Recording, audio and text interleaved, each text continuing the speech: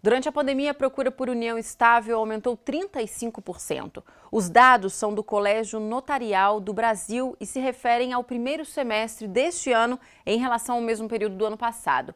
O motivo é a autorização do Conselho Nacional de Justiça de realizar atos em cartório por videoconferência, o que só foi possível por causa da pandemia. Mas quais as diferenças dessa modalidade de união em relação ao casamento tradicional? Quem esclarece é a advogada de família, Luciene Garcia. Participe com a gente através do nosso WhatsApp. Boa tarde, Luciene. Obrigada pela sua participação hoje aqui no RJ. Vamos começar esse bate-papo com você explicando para a gente primeiro o que configura a união estável. Sim, boa tarde a todos, né? Um prazer, obrigada pelo convite, né? Poder participar com vocês um pouquinho. E então, vamos falar um pouquinho sobre essa configuração.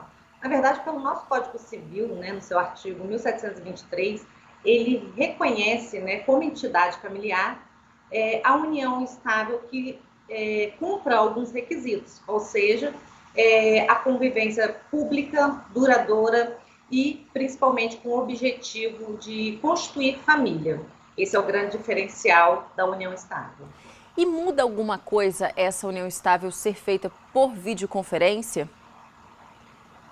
Não muda nada, né? Hoje, como você já falou anteriormente, pela norma 100, né, 2020, do Conselho Nacional de Justiça, ele criou, então, a plataforma e-notariado, que é uma plataforma muito utilizada hoje, não só, né, para a questão da união estável, como o divórcio, como outros atos que podem ser praticados, né, por via de vídeo e que facilitou muito a vida. E isso não muda em nada o contrato formalizado. Isso tudo começou por causa da pandemia, né? Com as pessoas mais reclusas, mas tendo que resolver muitas situações, certo? Isso, exatamente. Né? Essa norma ela já vinha sendo estudada há mais de 2 anos atrás, mas que ela veio mesmo, né, a ser ativa, né, durante a pandemia por causa dessa necessidade mesmo. Você Né, acredita que vai ficar? Sair de casa. E você acredita que isso vai ficar depois da pandemia? Eu acredito que sim, eu acredito que hoje, né, toda a tendência para tudo que já foi modificado, até mesmo do próprio judiciário, né, das audiências online, então eu creio que essa seja a nova tendência aí de ser dessa forma, tudo mais online e menos presencial. Agora, doutora Luciene, explica pra gente quais as principais diferenças jurídicas da união estável para o casamento tradicional.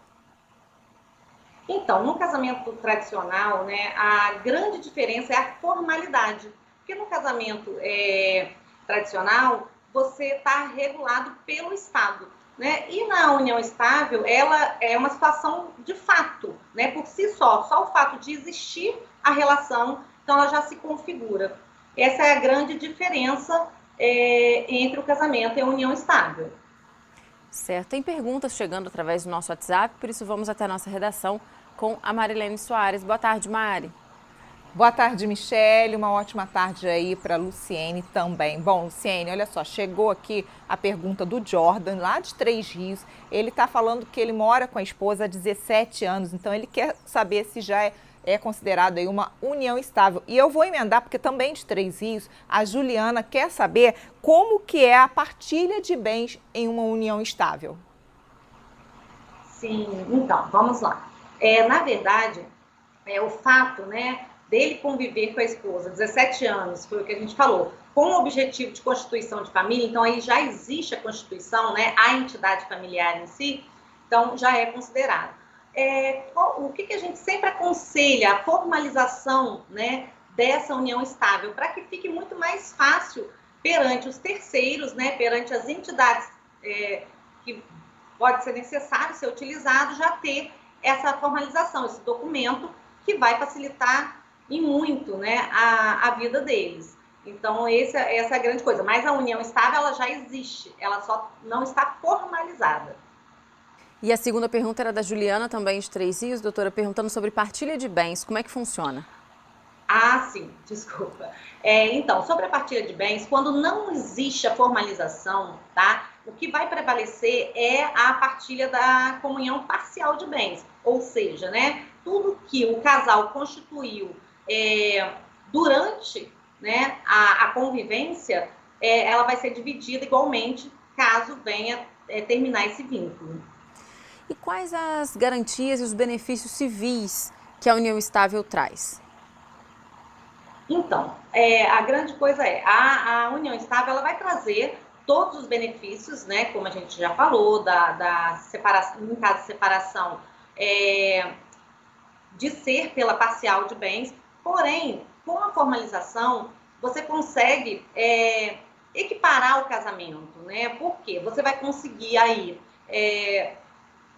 direitos sucessórios, né? Direito e outros direitos que eu acho bem interessante para a formalização, para você não ter que ficar depois lutando para comprovar essa união. Tá certo, doutora Luciane. Obrigada pela sua participação hoje aqui no RJ. Uma ótima tarde para a senhora. Eu que agradeço.